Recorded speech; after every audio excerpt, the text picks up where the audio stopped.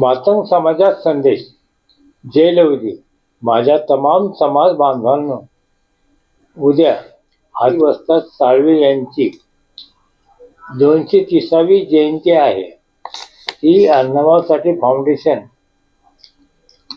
उमलेश foundation व बहुजन शिक्षक व शिक्षकेतर कर्मचारी संघटनेने यांच्या सौजन्याने उत्साहात आनंदात दिवेगाव पुरंदर तालुका येथे साजरी करीत आहोत. दिवेगाव येथे 218 एकर जागेवर मातंग समाजाची बखळ आहे.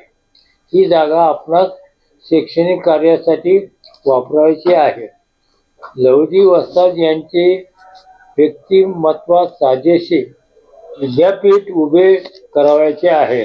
लवजी वस्ताद साळवे समाधी बांधली, तिथे आपणास न विचारता स्मारकाचे बांधकाम चालू आहे. त्यास अण्णाभाऊ साठे फाउंडेशनची तीव्र नाराजी आहे. कारण महाराष्ट्र शासन आतापर्यंत आपणास विचारून येथे सर्व आज आपला समाज 1.5 कोटीचा वर आहे, जो महाराष्ट्र, कर्नाटक, तेलंगणा, आंध्र प्रदेश येथे विखुरलेला आहे. आज सर्वकडे आपल्याला अन्याय, अत्याचार होत आहे. स्त्रियांवर अत्याचार होत आहे. शैक्षणिक क्षेत्रात व औद्योगिक क्षेत्रात आपण मागास आहोत. त्यामुळे रोजगार कमी आहे. आपण कमी कुशल असल्यामुळे नोकरी नाकारण्यात येत आहे.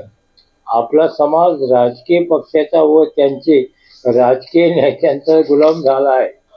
आपण क्रांतिगुरु लवजी वस्ताद साळवे यांचा आदर्श घेऊन जे महात्मा ज्योतिबा फुले, सावित्रीबाई फुले यांचे संरक्षण होते, तसे आपण आपल्या समाजातील माया बहिणीचे संरक्षण केले पाहिजे. समाजाला उच्च शिक्षणासाठी प्रोत्साहन सहाय्य केले पाहिजे. आता महाराष्ट्र शासनाला कामाला लावायची वेळ आली आहे. येत्या 20 नोव्हेंबरला महाराष्ट्र विधानसभा निवडणुकीचे जे काही आपल्या समाजाचे उमेदवार असतील व जे उमेदवार नेहमीच सर्व प्रकारची मदत समाजाकरता करीत आहात, त्यांनाच मतदान करा. जय लवजी.